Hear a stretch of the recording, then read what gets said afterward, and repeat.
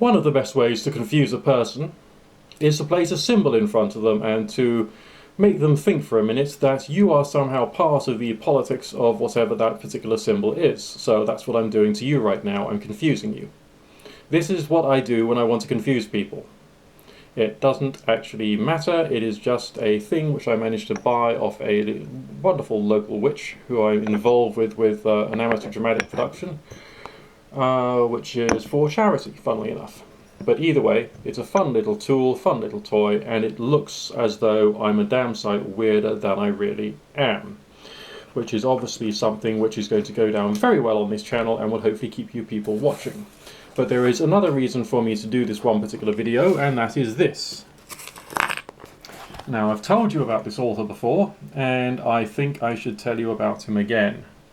This is from the Elements series, The Elements of Pendulum Dowsing, by that fantastic gentleman, Tom Graves. For those who are completely curious as to what its ISBN number is, so you can look it out for yourself, it is 18523006663. At least that's the ISBN number of this book from when I got it years ago. I mean, when does this book go back to now?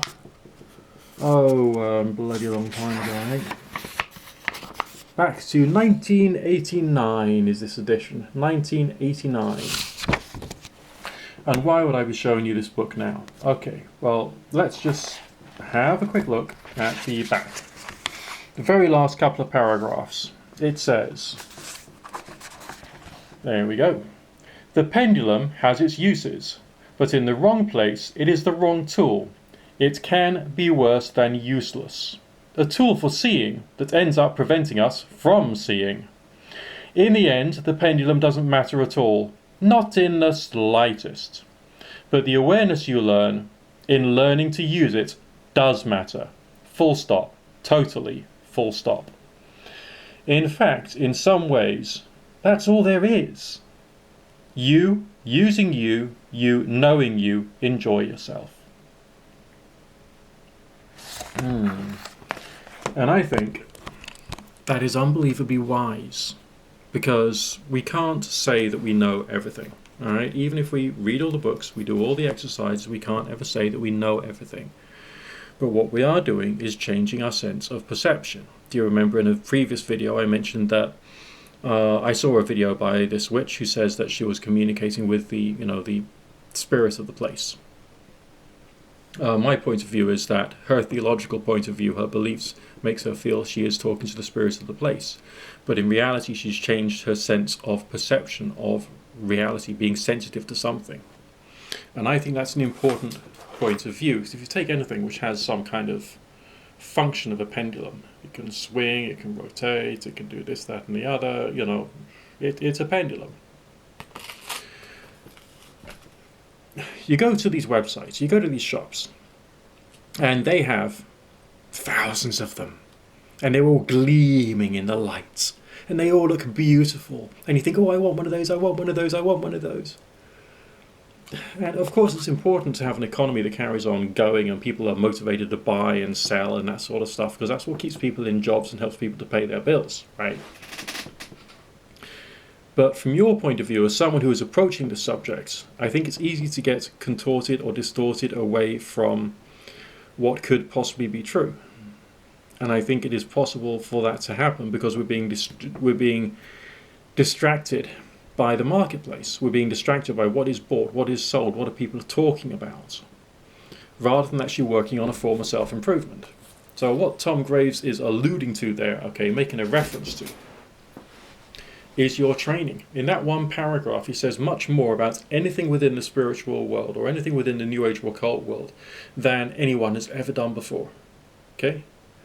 It's actually quite a groundbreaking thing for him to say. To suggest, to have someone writing a book on pendulum dowsing and to remind people that it's about them as individuals shifting their perception and practicing. Because when you're doing any of this stuff from any denomination, whether it's tarot, whether it's runes, whether it's spooky pagan witchcraft or whatever, you're going to have moments when it's going to seem like a complete waste of time. And that could be because you chose the wrong force being delivered in the wrong way. It could be because you yourself personally at that time could not, I don't know, raise sufficient energy or enter sufficiently into that state of mind. Now, admittedly, there might be some people in the world who can meditate and pray sufficiently and change their state of consciousness effectively and probably like live in a cave and only live off green smoothies or something, who are probably better developed to all this stuff. But not for the rest of us who actually have to work for a living, and not for the rest of us who actually have to be involved in society as well. It becomes more difficult for us to appropriately withdraw in order for us to do all this stuff. I mean, the people like the great initiators of religion, such as Gautama Buddha, spent like months and months and months meditating under a tree. If I did that, I'd be terrified about running into arrears on the council tax. You know, things are different these days. So you can't be an ascended master. All right, that's like being crossed off on your list of things to achieve. But you can practice, and you can have fun with it, and you can see what happens, and you can try and see what your mind is trying to teach you, and so that you can build up a certain level of self-knowledge using these tools. Does that make sense? I don't know whether any of you have tried a form of health and fitness. Well, I have tried on a fair few occasions. And there'll be sometimes when I'll be going to my Pilates class and it works perfectly and I can do everything perfectly. Okay, the body's a bit sore the next day, but on the other hand, I could do the exercise and it was fine. And I have other classes when the body's not in the mood for it, and that's due to, I don't know, the food I've been eating for the past couple of days, whether I slept well, whether the weather's too hot, whatever. Okay, we'll always have time when we can't quite do something. Don't worry about it, it's part of being a natural, normal human being. But there will become other times when you'll be able to succeed well beyond what you thought. And that must be true for all the rest of this stuff as well. All of it. Okay? Does that make sense? So think about what you can achieve, think about what you can't achieve, think about it in perspective, and don't believe for whatever reason that you're some kind of like superior individual because you've done something, you seem to get a result, and therefore you're powerful. No. In many respects, you got lucky that the forces were sufficiently aligned for that result to occur. And with other things, it just takes years and years of practice of that one particular thing in order to get somewhere. And it's up to you to work out, through your own self-knowledge, how you're developing in that respect and putting things to the test properly over a long enough period of time. You can't put something to the test over a short period of time.